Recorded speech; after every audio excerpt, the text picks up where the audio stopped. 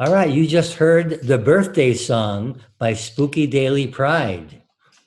And before that, we had Acoustic Junction, Oh Me, Oh My. And I'm Mark Sherry, and I'm here with Ace House Store, David Sokol, and our special guest from SpiritHouse Recording Studios in Northampton, Massachusetts, Danny Bernini. So Danny, that's Spooky Daily Pride song. I was saying before, I can't get that song out of my head. It is so That's awesome. There's so much there. How did this come together? I'm very curious. Yeah, really. We got to know. Yeah. Well, that Spooky Daily Pride was another solo artist that I started working with Matt Cullen, helping me produce it. The solo artist is a guy named Brendan Daly from Boston, who throughout the process of making the record, we decided that his name was Spookie. So now he's Spookie and has been ever since. And I was the drummer in the band and co-wrote a lot of the record. I co-wrote that song, the birthday song, and a bunch of other ones on the record. And that song in particular was the first time I didn't start off as a drummer early on. I was a guitar player.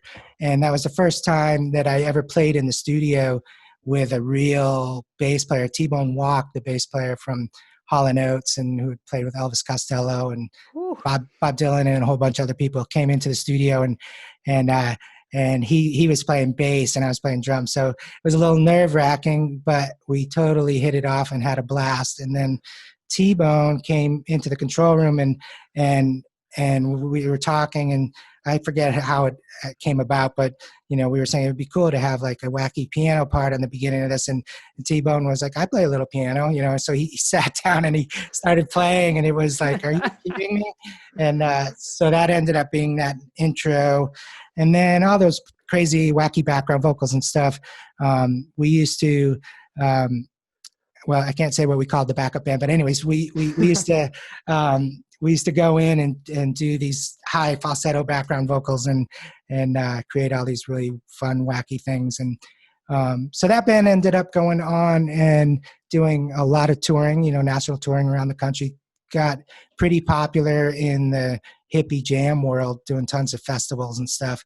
And it was a super fun band. Spookie was just a maniac on stage, just really, Tom Waits kind of front man and just, crazy. He would do some really wacky stuff and really into performance art and everything. Love it. So, yeah. Was that his image of "It's Your Birthday and the Cake is on Fire"? Actually, that one was mine. That's yours.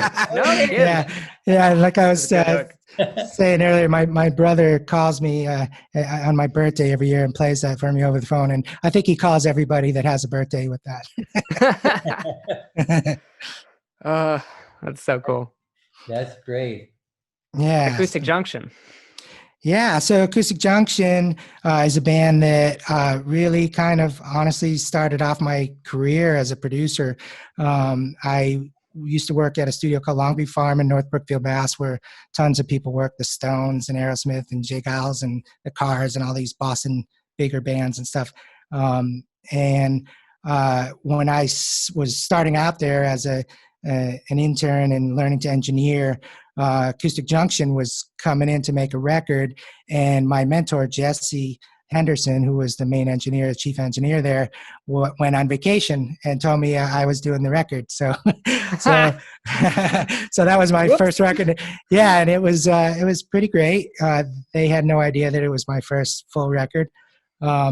It sounds really good. So that was not the record you're hearing now. This is a long time ago. So we made fast friends. I became really close with those guys, and I ended up making 5 records with them. And that record that you heard is from the most recent record. So. And they were, so as that developed over time, they got signed to Capricorn Records. Phil Walden, who was the owner of Capricorn Records, really fell in love with the band, and we made a record and he loved it, so they put it out, as is, and then they gave us a really nice big budget to go make another record, which was the first big, major label production job that I had to be able to go out and go to any studios that we wanted to and whatever, bring in, session musicians and any of that kind of stuff. So that was like the sort of launching of my production career. And at the time, Capricorn Records was kind of exploding. Cake was on there, and they had like a platinum record, that year when Acoustic Junction got signed, and Widespread Panic and a bunch of other bands that kind of fit the mold for what Acoustic Junction was doing. So yeah, that was kind of my launching pad, and I'm still super close friends with Reed and the other guys, and see them from time to time. And Reed actually just messaged me the other day and said, "Let's get together and make a record." So we'll see what happens. Well, Danny, thanks so much for sharing, all these experiences and your great stories about these recording sessions. It's really been great. Well, thank you so much for having me. It's a joy, you guys. Thank you. It's a really awesome, supportive community in our area that we're very grateful for, and yeah, we're very lucky. And thank you all for visiting with us today at the New Music Alliance Radio Hour. We hope you enjoyed some great original music from West New England artists. I'm Ace Housethor, here today with Mark Sherry, David Sokol, and our special guest again, Danny Bernini. The New Music Alliance Radio Hour is brought to you by the New Music Alliance, which is a 501c3 nonprofit whose mission is to assist and advance the careers of talented, creative local musicians who write original music, and to promote the extended Western New England area as a destination for original music writing, production, and performances.